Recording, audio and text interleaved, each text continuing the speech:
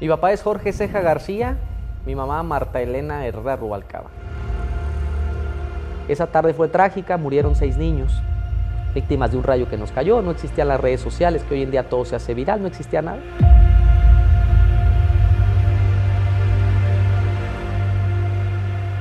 Nadie iba a venir a rescatarme de donde estaba, sino que me tenía que apretar los dientes y me tenía que empuñar las manos y tenía que voltear al cielo y tenía que confiar y tenía que creer firmemente en mí. Llegamos solos y nos vamos a ir solos, y que las decisiones más importantes de nuestra vida las tomamos solos al final de cuentas.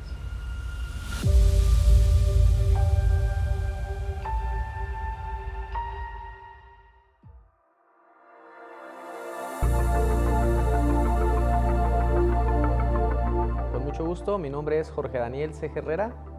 Nací en el año de 1986 aquí en Uruapan, Michoacán. Mi papá es Jorge Ceja García, mi mamá Marta Elena Herrera Rubalcaba. Puedo decir que tuve una infancia sumamente feliz, una infancia de las que ya no existen. Me encantó siempre el deporte, me gustó mucho la calle, y gracias a Dios tuve una infancia, una niñez donde se tuvo mucho campo para correr, donde se tuvieron muchos amigos. Poncho, aquí a media cuadra de mi casa, lo conocí aproximadamente a los 6 años. Una relación de algunos 6 años, 7, 8 años aproximadamente, donde nada más necesitábamos lo que era un balón de fútbol para jugar entre 6 y 8 horas diarias hasta que el sol nos lo permitía prácticamente. No necesitábamos de ninguna otra persona. Teníamos un juego famoso de portería a portería y de verdad nos la podíamos pasar hasta 8 horas. Tuve una infancia sumamente complicada, lo recuerdo, unos papás muy severos con él. Pero aún así generamos unos lazos de amistad muy grandes, y pese a que nunca estuvimos en alguna escuela juntos, en la calle éramos, pues ahora sí que inseparables. Desde el kinder en el centro, si no mal recuerdo, el kinder se llamaba Emiliano Zapata, y el jardín de niños Miguel Hidalgo, que también está en el centro. En Emiliano Zapata hice el 2º grado y en el Miguel Hidalgo hice el 3er grado. Después estuve en lo que es la primaria, ahí sí la hice completa, es el único que hice completo. Los 6 años estuve en la Ignacio Manuel Altamirano, en el centro. Y mi secundaria, 2 años la hago en lo que es la ESFU 1. Pierdo una apuesta de fútbol, increíblemente, ya muchos años después mis papás supieron el por qué dejé la ESFU 1. Y me voy a la secundaria ESFU 2, estudiando en la tarde siempre. Ya para la preparatoria, de igual forma, inicio en lo que es la preparatoria Isaac Arriaga, en la número 4 de Morelia. En 2º semestre intento cambiarme al centro de Morelia, a la preparatoria número 5. La realidad es que únicamente resisto un mes y me cambio nuevamente a la preparatoria Isaac Arriaga, donde termino con un año de reprobación, tengo que decirlo, repruebo un año de preparatoria. Y posteriormente inicia por ahí una travesía buena en la universidad. Recuerdo dos anécdotas que marcan mi adolescencia. Estando en primero de secundaria, tengo la oportunidad de destacar mucho en el fútbol, en el voleibol y en el básquetbol.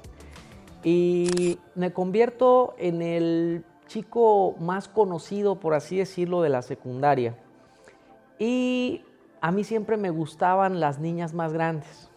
Y entonces me gusta la chica que se llama Karina, que es la chica de 3º, la típica chica inalcanzable, la típica chica más guapa. Yo les digo a mis compañeros, yo voy a andar de novio con Karina. Nadie me creía. Voy hasta su salón, toco la puerta, un escuincle de primero de secundaria, le pido permiso al maestro para que salga Karina. Karina sale, se queda sorprendida porque dice, este chiquillo, ¿quién es? Y le pido que sea nuestra madrina del equipo porque en aquellos entonces iba a hacer un torneo únicamente de la escuela. Karina acepta e increíblemente empiezo a andar con Karina. A los 2 meses, unos cholos, en aquellos entonces se manejaba lo que eran los cholos de balcones, vienen y me amedrentan, que Karina es de ellos, que no sé qué y no sé cuánto. Entonces termino esa relación con Karina y después inicio otra relación con otra chica de 3º. Lo sorpresivo es que no pasaron ni siquiera 5 días cuando nuevamente los cholos bajan y pues la realidad es que sí me dieron una tunda buena. Son cosas que quizá mis papás no sepan. por ahí nos peleamos y gracias a Dios salió el prefecto. Digo gracias a Dios porque eran entre 2 o 3. La realidad es que ninguno de mis amigos se metieron, fue un golpe también duro para mí. Entiendo que esos chavos quizá traían, no sé, navajas, todo tipo de cosas, no se metieron. Esa es una anécdota que tuve por ahí en la adolescencia, en la secundaria, de las que más recuerdo. Pero me decías la de la apuesta. La de la apuesta sí es muy interesante porque en aquellos tiempos no existían las redes sociales. Mi familia humilde, mi papá carpintero, mi mamá ama de casa, nosotros no teníamos acceso a un celular, no teníamos acceso a la comunicación, no existía el internet. Entonces el contacto con mis amigos era únicamente mediante la escuela. Primero y segundo había creado lazos, sobre todo deportivos, del fútbol, toda la escuela me conocía, estaba muy a gusto en la escuela, pero no nos caíamos nada bien con un compañero y nos competíamos las novias. Increíblemente yo le bajaba las suyas y me bajaba las mías. Entonces llegó un momento en el que jugaba su equipo contra mi equipo en la semifinal. En aquel entonces ese equipo se llamaba el México 2000, el de él, y yo jugaba para mi queridísimo Zacán. Y un día, de frente, me dijo, oye Dani, me dijo, oye Ceja, porque a mí todo el mundo me conocía como Ceja. Me dice, oye Ceja, aquí los dos no cabemos en la institución, no cabemos aquí en la secundaria. ¿Qué te parece una apuesta? Le dije, la que quieras. Yo bien valiente, ¿no? Quien pierde el partido del sábado se va de la escuela sin decirle nada a nadie. Dije, va, no me lo pensé 2 veces. Yo estaba confiado en mi equipo, ¿no? Increíblemente se llegó el partido el día sábado, eso fue como un miércoles, jueves. Y perdimos 2-0 y pues me tuve que ir sin decirle nada a nadie. Fue un golpe duro porque perdí todas las relaciones, todas. Tuvo, pienso yo, muchas diferencias con cualquier otro niño, con cualquier otro chamaquito de su edad. Porque él siempre parecía que llevara la contraria, parecía que no estuviera de acuerdo contigo. En su forma de pensar, obviamente es lo que me refiero, en su ideología. Si tú le decías, esto se puede hacer así, él decía, no, tal vez lo podemos hacer así. Yo tenía en ese entonces una suscripción a la revista más leída del mundo, Reader's Digest en ese momento, ahora no sé cuál sea la revista más leída en el mundo. Y ahí vi un cuadro de una bandada de patitos y uno va en contrario. Le dije a Dani, ese patito que va en contrario parece que eres tú. Parece que vas en el rumbo equivocado. Yo sabía que no, que simplemente pues buscaba cómo hacer las cosas diferente. Y le dije, te voy a plasmar esto y tiene que durar años. Teníamos una pared que era la única que estaba en mi casa y compré unas pinturas y empecé a dibujar el cielo, las nubes y 5 patitos en forma de V como vuelan los patos. Y luego el último. El último le dije, este eres tú que parece que vas en contra. Y esto tiene que durar aquí años ver que este patito vaya en contra. Y ahí duró. Y yo creo que en mi familia lo tenemos marcado que duró ese pequeño mural.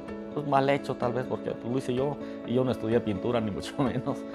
Pero ese patito duró en contra ahí, en contra de los demás.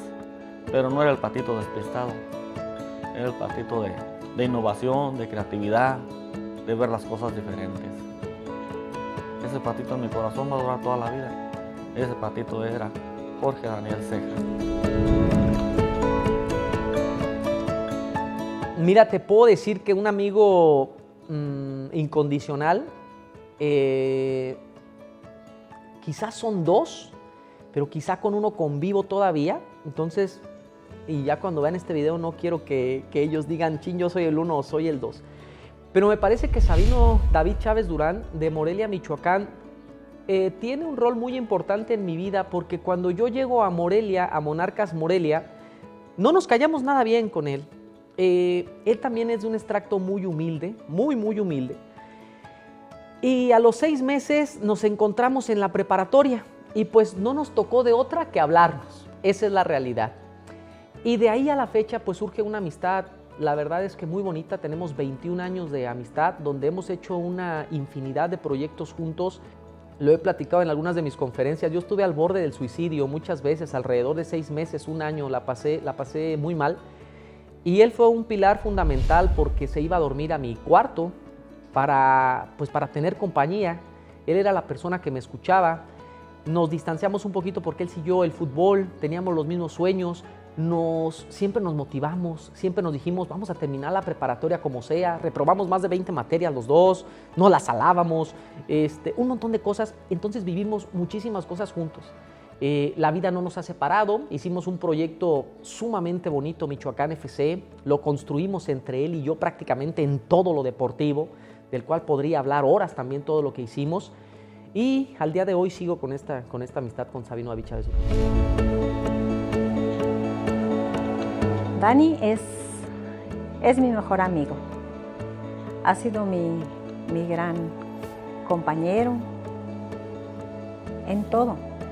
Desde niño siempre me ha confiado su vida, todo lo que él hace, todo lo que le duele, lo que sufre, sus alegrías. Siempre me ha confiado muchas cosas. Y yo, obviamente, también. Porque en él encuentro a la persona ideal para confiarle. Sé que él me va a dar un buen consejo, que él va a estar en todo momento conmigo. Él es quien me cuida y está al pendiente de que nada falte en mi casa, de que no me falte nada a mí.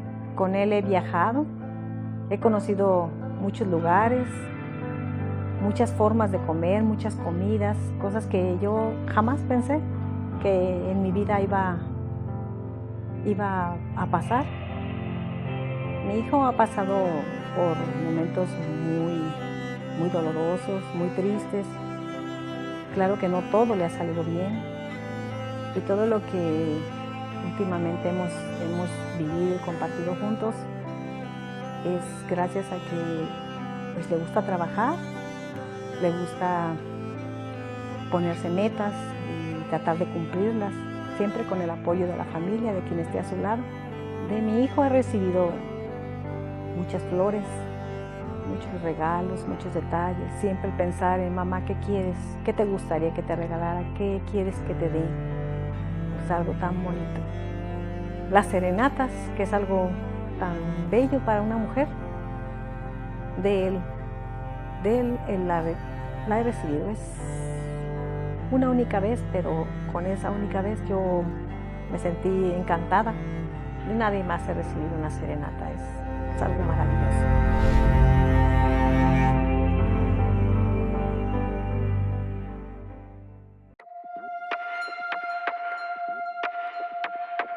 Sí, Monarcas Morelia para mí es uno de los procesos más bonitos, más gloriosos, más bendecidos, más alegres que pude haber vivido, y también hasta ese momento de mi vida el más trágico. Yo llego a Monarcas Morelia gracias a José Campos Sosa, que le mando un saludo, director técnico del SACAN desde siempre. Y yo estando, lo que es el destino, ¿no? Yo estando en la ESFU 2, quizás si yo no hubiera estado en la ESFU 2 y quizás si yo no pierdo aquella apuesta en la ESFU 1, quizás yo no voy a las visorías de Monarcas Morelia, porque yo llegué una tarde a la ESFU 2 y José Campos me dice, Dani, me acaban de avisar que vienen de Monarcas Morelia a hacer pruebas, ahorita van a estar en la cancha La Plancha, aquí en la ampliación Revolución de Uruapan, ¿quieres ir? Y yo le dije sí, y me dice, pues lánzate a tu casa, te damos permiso y vete por tus zapatos y por tu short. Recuerdo que mi mamá ese día como que se quedó sorprendida, ¿y tú qué? ¿No estás en la escuela? Y ya le expliqué la situación. Me voy, iniciamos el partido y recuerdo perfectamente que hicimos trampa en esa visoría. Trampa porque metimos al equipo que normalmente siempre jugábamos con el SACAN. Es decir, la visoría generalmente son todos revueltos. Y entonces esa ocasión meten a todo el equipo, casi todo el equipo del SACAN. Éramos un trabuco, éramos invencibles, fuimos 10, 15 veces campeones con el SACAN, nadie nos ganaba en esas categorías. Entonces a los 5 minutos me sacan. Y yo me quedo sorprendido porque no habían pasado ni 5 minutos y yo así como que, chin, ¿no la hice o qué? Y me manda a llamar Mario el Tanque Díaz, un jugador histórico de Monarcas Morelia que yo no lo conocía. Y me dice, joven, sus condiciones son muy buenas y la verdad es que lo queremos llevar a las fuerzas básicas de Monarcas Morelia. Anotan mi número, anotan mis datos y me dice, nosotros nos comunicamos con usted. Y yo el teléfono que pasé fue el de mi abuelita, en paz descanse, mi abuelita Licho, porque era el único teléfono que había, ese y el de mi mamá Tere. Pero yo tenía más relación con la familia de mi papá porque mi papá siempre me llevaba a trabajar los sábados. Entonces, por esa circunstancia yo pasé ese teléfono. Y un fin de semana mi papá llega muy contento que habían llamado de Monarcas Morelia y que yo tenía que presentarme. José Campos Sosa es quien nos lleva, y digo nos lleva porque también fue Emanuel Bernabé Campos, el Chícharo, fue mi amigo Diego Martínez Barriga, fue un chavo que le decíamos Beto, no recuerdo sus apellidos, y yo. Fuimos 4 personas y empezamos a hacer pruebas, nos dieron casa club, alimentación y hospedaje gratuito. Una de las cosas que recuerdo el primer día es que nos dieron de comer una sopa verde terrible, que la verdad es que no me la comí. La aventamos a la casa de al lado. Después regañaron a la cocinera y nunca supo nadie quién fue, pero fuimos nosotros, la verdad, no podíamos comer eso. Crema de elote, no estaba en mi menú. Y en ese momento me dicen que me voy a quedar en Monarcas Morelia. Lo que pasó ahí es realmente espectacular, con sus pros y sus contras. Nuestro primer partido, yo no había viajado mucho, había ido con mi tío Chato, un saludo para mi tío Chato, me había llevado al Estadio Morelos algunas 2 o 3 ocasiones, había ido con mi familia a la playa 1 o 2 veces, nos íbamos en campers, yo no había viajado, entonces nuestro primer viaje iba a ser a jugar contra los Pumas, pero al extinto Distrito Federal. Entonces yo estaba ilusionadísimo, contento, quedé en la lista, yo no era titular, pero yo iba a viajar. Y al día siguiente, híjole, la vida tiene sorpresas. Llegamos a las canchas de Policía y Tránsito, el director técnico Alberto El Perro Durán nos dijo tomen un balón por parejas, empezamos a calentar, no llevábamos ni 2 minutos cuando nos cayó un rayo. Esa tarde fue trágica, murieron 6 niños. Víctimas de un rayo que nos cayó, no existían las redes sociales, que hoy en día todo se hace viral, no existía nada.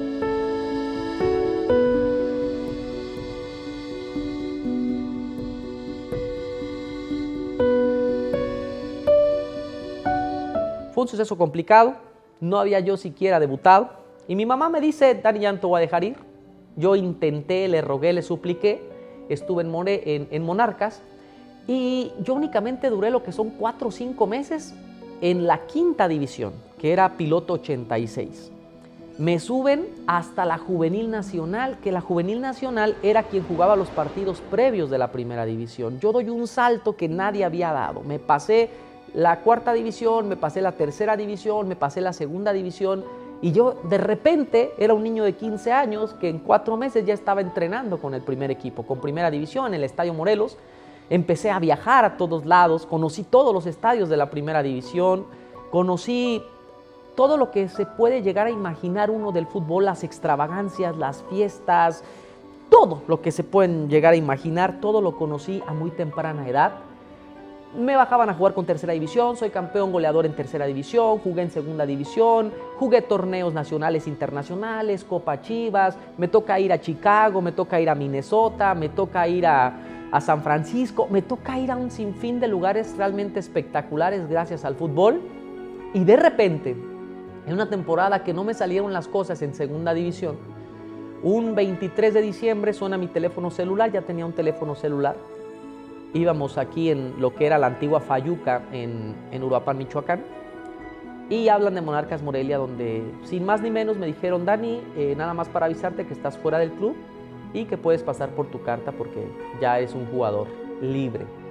Cuando llego a Morelia me ofrecen irme a una 1ª división a Ciudad Obregón, Sonora, o a Mérida, Yucatán, que tenían alianzas con Monarcas Morelia. Yo decido no irme y no seguir con el sueño del fútbol, sobre todo porque había reprobado un año de preparatoria. Y yo dije, esto del fútbol es como que incierto. Así fue como realmente pues me despiden de Monarcas Morelia sin más ni menos.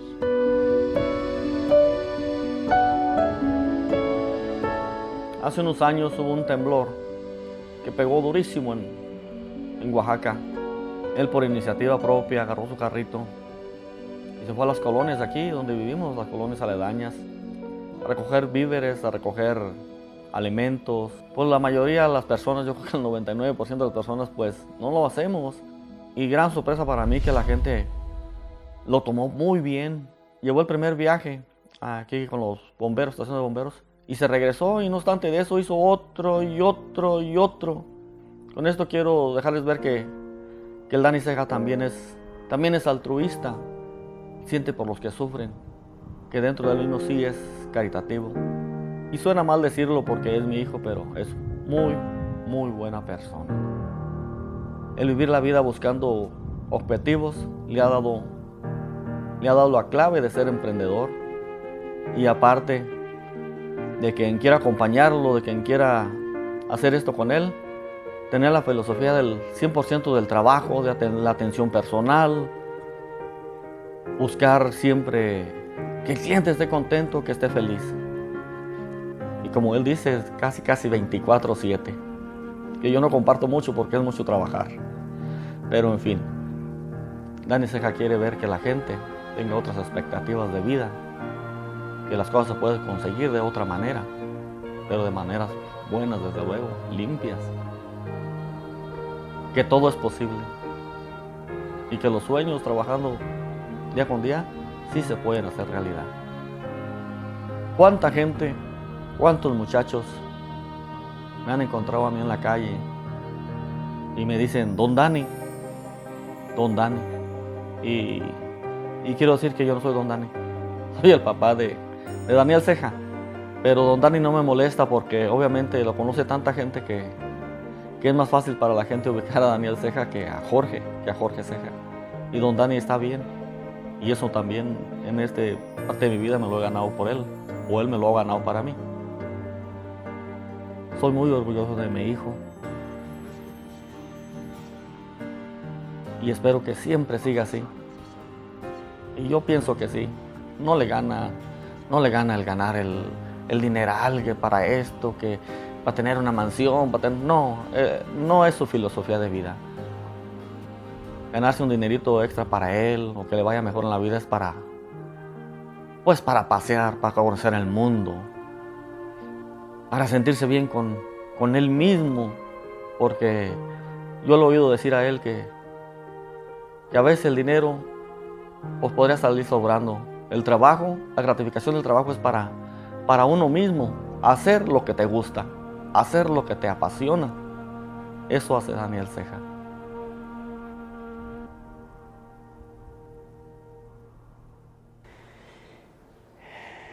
Creo firmemente que el estar solo, que el estar en un cuarto de 3 metros cuadrados sin absolutamente nada, ni nadie, únicamente 2 maletas, una cobija, un par de conchas, 1 litro de leche que se echaba a perder si no me lo tomaba al día siguiente, y yo, el darme cuenta que si quería hacer algo en la vida iba a depender de mí, que no había pretextos, que no había excusas, que mis pilares más fuertes en la vida, que eran mis papás, habían hecho lo que habían podido conmigo, que me habían apoyado como ellos pudieron en todos los sentidos, económicamente, en cuestión emocional, en educación, pero que de todas formas nadie iba a venir a conducirme, nadie iba a venir a rescatarme de donde estaba, nadie iba a venir a decirme vas a estudiar esto y vas a lograr estas cosas, sino que me tenía que apretar los dientes y me tenía que empuñar las manos y tenía que voltear al cielo y tenía que confiar y tenía que creer firmemente en mí y que tenía que descubrirme a mí como persona. Y que en ese momento, en esas noches de una oscuridad como no tienes una idea, de una soledad como no tienes una idea, de un dolor infinito, en ese momento creo que se forja mi carácter. En ese momento me doy cuenta que el ser humano llegamos solos y nos vamos a ir solos y que las decisiones más importantes de nuestra vida, si no es que todas las decisiones, las tomamos solos al final de cuentas. En ese momento creo que en ese cuarto, donde únicamente había agua no fría, congelada para bañarse, donde me costaba, como no tienes una idea, el sacrificio enorme de pagar la renta, porque me apoyaba a mis papás con lo que podían, de hacer una comida al día únicamente, de dormir en el piso 6 meses. Creo que ahí es donde se forja mi carácter y ahí es donde digo, yo no quiero esta vida, yo voy a ir por la vida que yo quiero, que yo me merezco, pero para merecerla me la voy a ganar.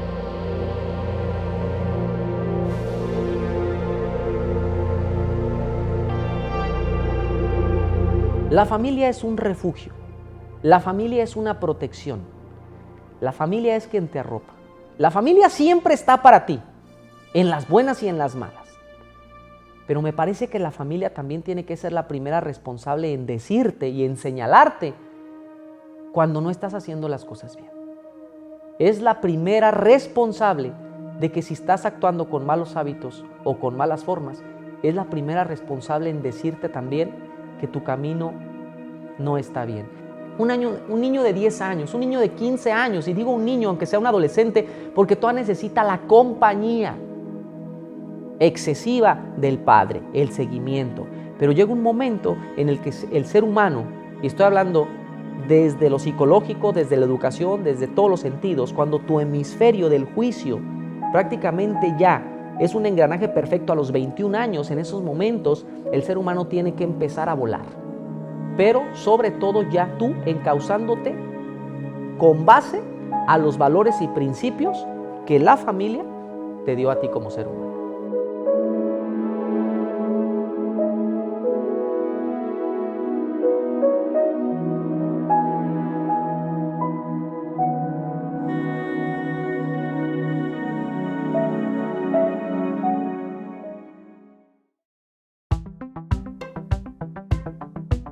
Mira, estudié lengua y literaturas hispánicas, pero como les había platicado, la vida me ha dado muchos vuelcos. Realmente lo que yo quería estudiar era la licenciatura de educación física. Cuando hago el examen no quedé seleccionado, me di cuenta que hay muchas palancas, entre otras cosas. Yo quedé en el lugar número 134 y únicamente aceptan a 124 jóvenes. Yo no había sacado otra ficha en la Universidad Michoacana, no le había dicho a mis papás en aquellos entonces que yo me habían corrido de Monarcas Morelia, que fue uno de los golpes más duros de mi vida, el darme cuenta de que mi sueño máximo en la vida, que era ser futbolista profesional, en aquellos entonces, hoy en día ya no lo veo así, se había derrumbado. Entonces yo no quería regresar a Uruapan con las manos vacías e iba a trabajar en Morelia. Pero un amigo también, gran amigo, Manuel Bernabé Campos, el Chícharo, me dice que tenía una palanca en la Universidad Michoacana y que yo podía ingresar a la facultad que yo quisiera. Entonces dije, bueno, parece ser que ya se está abriendo un halo de esperanza. Y a mí siempre me ha encantado la psicología, la cuestión de estudiar a la mente, y primero estudiar la mente propia y después a las personas. Cuando voy a psicología, me aceptan de manera inmediata, pero el primer día de clases va la secretaria, que me hablaba el director, y el director me dice que no podía estudiar ahí, aunque yo ya había hecho todos los trámites, pero que les había llegado una notificación que los que teníamos bachillerato de histórico social no podían estudiar en psicología. Entonces fue un golpe sumamente duro, complicado. Estaba en depresión en aquellos tiempos. Mi amigo el Chícharo me habla una semana después para preguntarme cómo me estaba yendo, y le explico la situación y me dice, Dani, ¿por qué no te vienes a la Escuela de Lengua y Literaturas Hispánicas? Yo no entendía nada de todo eso, únicamente la palabra literatura, a mí ni siquiera me gustaba leer. Yo le dije, no, eso de leer, pues la verdad, conmigo no va. Pero me dice, Dani, vente, al fin que no estás haciendo nada. Y pues tenía razón, nada más estaba llorando y estar en depresión en mi cuarto. Entonces dije, bueno, si ahí me van a aceptar, pues voy a la Escuela de Lengua y Literaturas Hispánicas. Cuando entro a Lengua y Literaturas Hispánicas, la realidad es que parece ser que yo entré a un mundo totalmente desconocido, porque hoy en día uno se familiariza más con las personas de todo tipo de vestimentas, pero en aquellos tiempos empezaban los emos, los darquetos, los punquetos, y mi vida era el deporte. Cuando yo entro a esa escuela y veo a todos de negro y veo con botas altas negro, yo dije, Dios mío, ¿puedo estudiar aquí satanismo? ¿Qué voy a estudiar? Y entonces empieza una travesía, nuevamente la Escuela de Lengua y Literaturas Hispánicas, que 4 años después la termino.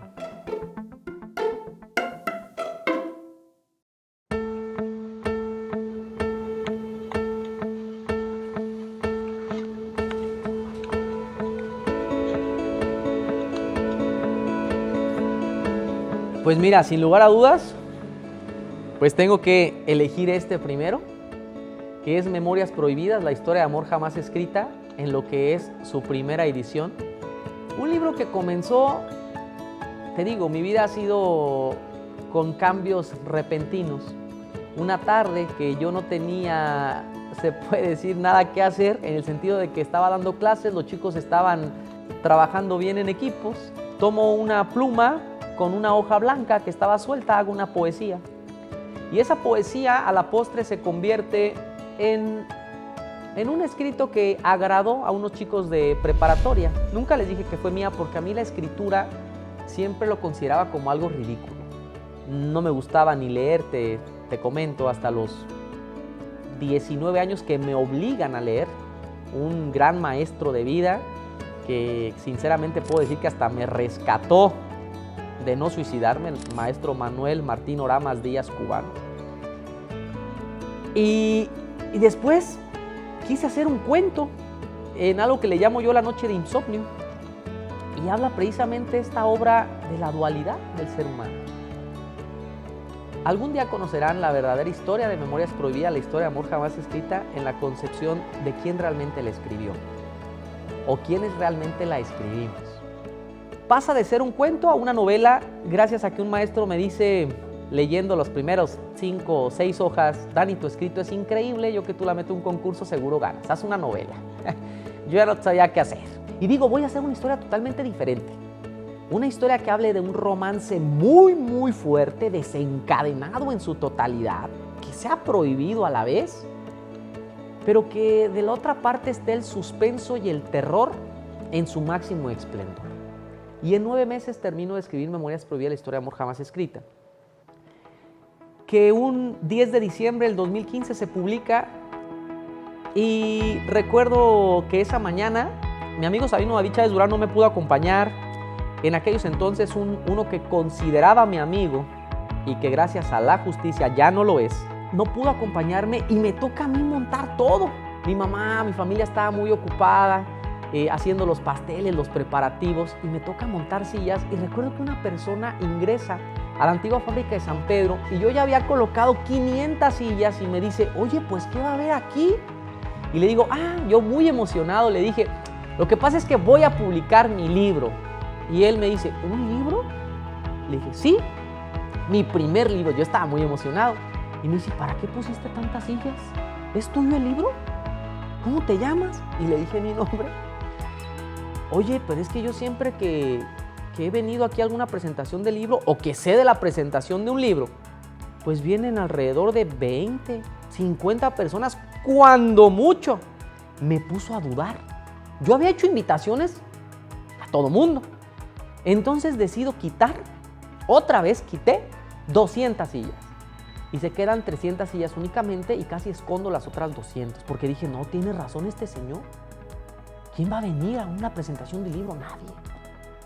Mi sorpresa fue que faltando media hora cae una tormenta eléctrica impresionante y no había nadie. Dije, hasta las 300 sillas son muchas. No pasaron ni 10, 15 minutos, yo no sé de dónde salió tanta gente, gracias a Dios me considero un maestro muy querido por todas las generaciones que he dado.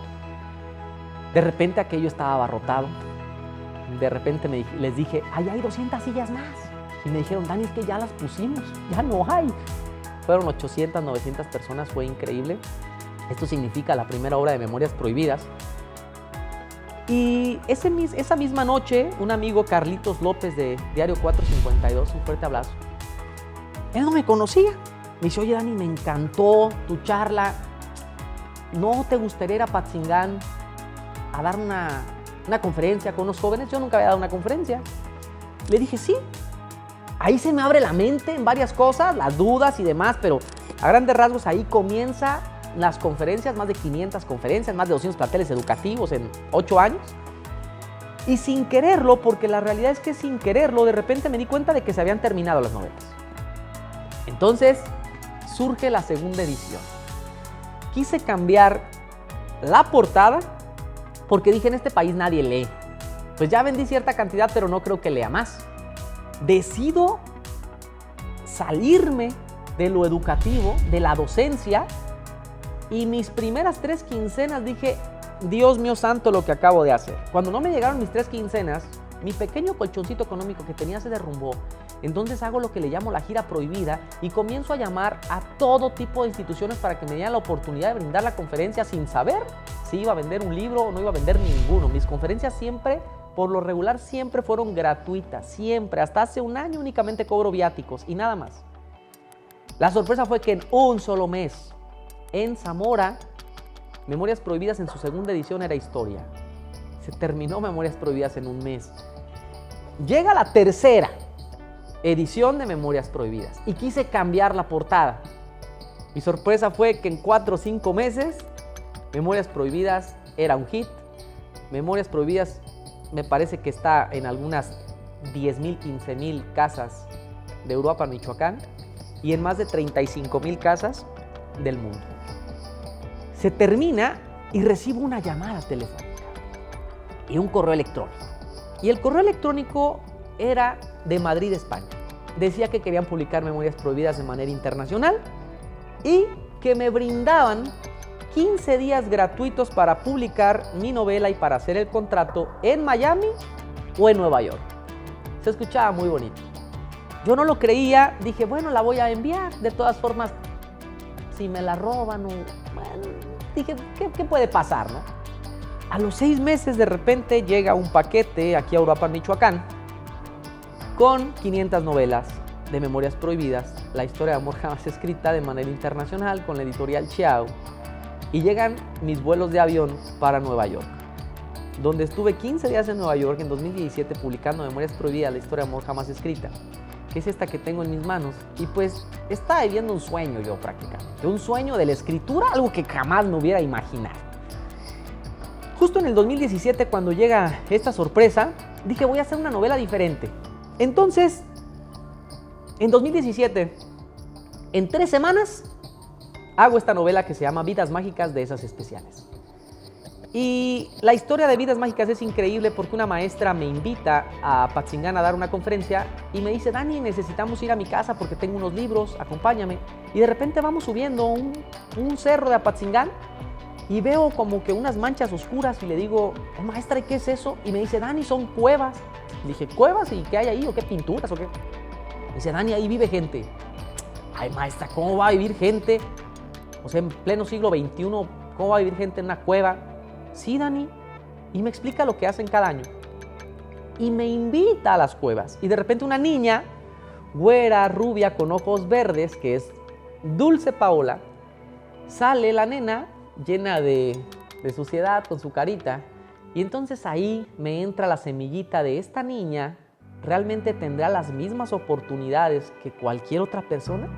Y a grandes rasgos ahí es donde surge Vidas Mágicas de Hadas Especiales, que en 3 meses la termino. Hicimos una presentación muy bonita en mi secundaria. Quise que fuera en mi secundaria porque yo tengo un afecto muy grande con esa secundaria allá. Tengo 10 años trabajando ahí, la SU4 Emiliano Zapata, aquí en Uruapan, Michoacán.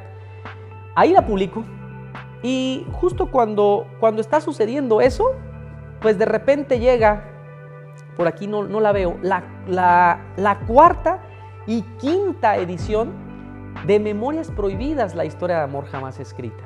Y cuando llega la 4ª edición de Memorias Prohibidas, y yo he estado en las playas de Malibú, en California, un lugar espectacular, yo ya estaba escribiendo la segunda parte de Memorias Prohibidas, que se titula Stephanie Dae, Verdades Ocultas, Promesas Cumplidas, y que la protagonista máxima de la obra de Memorias Prohibidas es Sybil Vane, y que mis lectores, en cuanto supieron que yo le puse el nombre de otra mujer, que es Stephanie Dae, se enojaron, se molestaron muchísimo. Empecé a escribirla un mes, llevaba algunas 80, 100 cuartillas. Dejo de escribirla 6 meses y estando en Malibú me llega como que toda la historia a la cabeza y dije, me voy una semana a escribirla. Y un gran amigo de Estados Unidos me dice que tenía una cabaña en el Lake Tahoe, en Nevada. Y me voy a Lake Tahoe e increíblemente en una semana termino de escribir, o terminamos de escribir, voy allá a poner a mi mamá, terminamos de escribir a Stephanie Dae, Verdades Ocultas, Promesas Cumplidas. Y que cuando se publica Stephanie Dae, dije, tiene que ser algo espectacular. Y yo quise hacer un cortometraje. Y regresando a Estados Unidos en mis redes sociales puse, se buscan 16 chicas que quieran salir en un cortometraje. Yo pensé que nadie iba a querer, tuve más de 100 solicitudes, dije, ah, caray, empecé a decirles que no era película, que no iba a haber paga, yo no sabía ni cómo se iba a hacer un cortometraje, empiezo a buscar opciones, y pues ese cortometraje, para no hacerla tan larga, terminó en 2 mediometrajes, uno de 28 minutos, otro de 20 minutos, que presentamos en Cinépolis un 31 de mayo del 2018, aquí en Cinépolis Uruapan, con una alfombra roja espectacular, con más de 30 actrices, con un apoyo de muchas personas, con un proyecto descomunal que literal me costó sangre en todos los sentidos. Y hablo en todos los sentidos porque desde Memorias Prohibidas, desde el 2014 me costó sangre en el sentido también familiar. Hace rato me preguntabas qué importancia tenía la familia. Si la familia no te apoya, si la familia no está desvivida en tus sueños, si la familia no es un complemento, suena duro, pero tienes que dejar hasta de un lado la familia. A mí me tocó dejar mi familia de lado para la construcción de Memorias Prohibidas en el 2014 y en el 2015. A mí me toca dejar de lado nuevamente a mi familia por falta de apoyo, y tengo que decirlo, en el 2017 y 2018. Lo tuve que dejar de lado.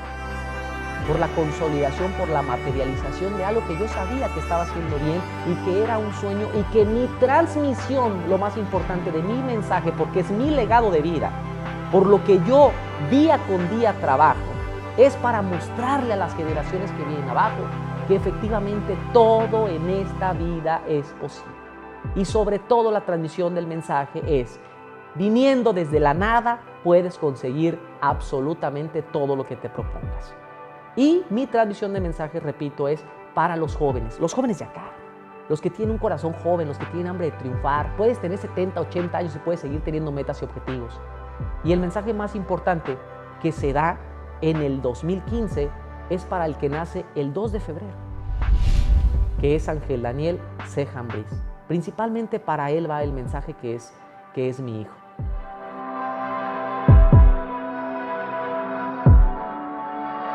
No pasó ni siquiera 2 semanas de la presentación espectacular en Cinépolis cuando me hablan de La Habana, Cuba, que me querían en la Feria Internacional del Libro.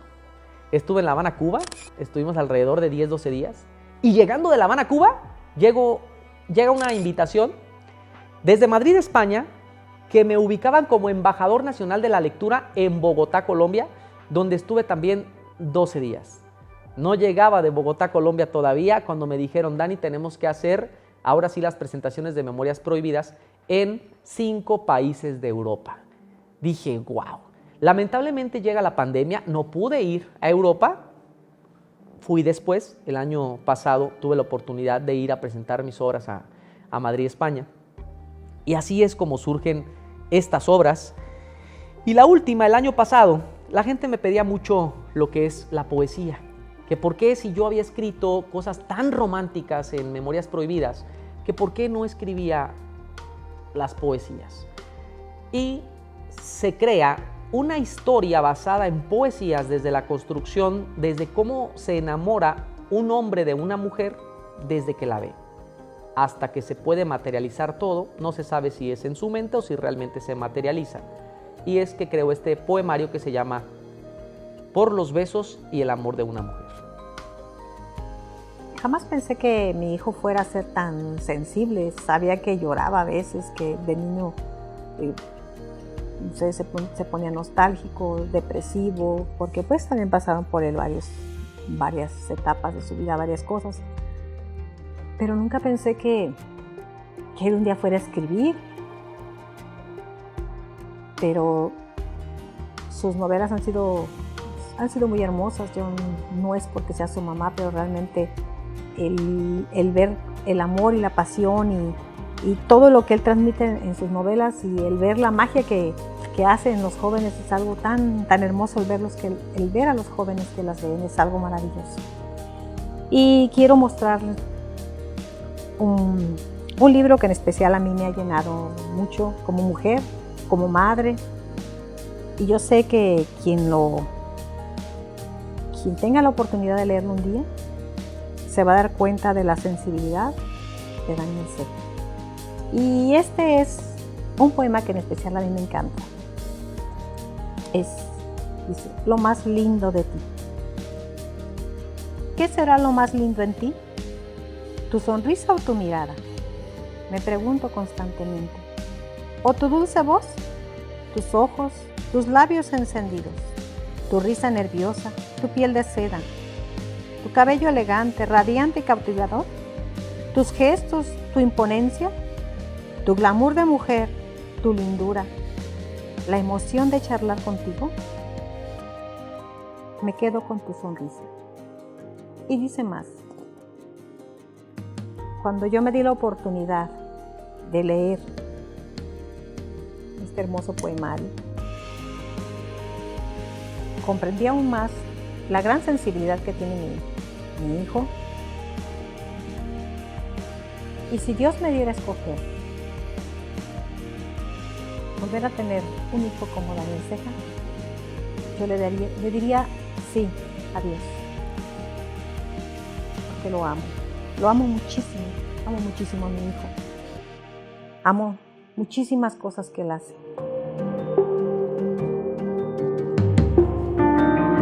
En la familia de Daniel, por parte de su papá y por parte mía, todos los vicios, todas las infidelidades, todo lo que a veces no quiero en la familia, se venía arrastrando, pero con mi hijo eso se termina. Y eso es maravilloso, el saber y entender que la educación que se recibe en la sociedad, en una buena sociedad, y con buenos ejemplos, y con ganas de querer cambiar y de progresar, y de hacer que el mundo sea diferente, sí se puede. Y en Daniel eso es lo que yo he visto. Para él eso no debe de ser. Y eso es maravilloso, el ver que se terminan y se cortan cadenas en la familia. Sin lugar a dudas, la justicia es el valor que yo más predico en la vida, es darle a cada quien lo que merece. Y lo hablo con chicos que doy conferencias, lo platico con muchos empresarios a los que asesoro, con mi personal de trabajo, con mí mismo. La justicia siempre te va a traer conflictos porque a nadie le gusta o a muy pocas personas les agrada que les digas realmente lo que merecen en la vida. Pero el primero que tiene que ser justo con uno mismo es el ser humano. Hay que hacernos una autoevaluación constante, hay que meditar, porque para querer encontrar justicia en otros, primero hay que ser justos con nosotros mismos. Me parece que la justicia para mí es primordial en la vida. Que Daniel Ceja fuera recordado con la justicia, que fuera recordado por los actos que pasó con cada persona. Que mi mamá me recuerde desde la concepción de su mente, desde la concepción de las acciones que vio en su hijo. De igual forma mi papá, de igual forma mis hermanas, de igual forma mi hijo, de igual forma la sociedad. Yo no pido que me recuerden de alguna forma en particular. Yo no pido que me recuerden con la persona que yo me considero, un emprendedor con una hambre de triunfar encarnecida, o una persona que quiere conocer 50 países. No, yo no quiero que me recuerden de esa manera. Yo quiero que me recuerden con el principio, con el valor que a mí me gusta más, que es la justicia. Y repito, la justicia lo ves con los ojos, con las acciones de una persona.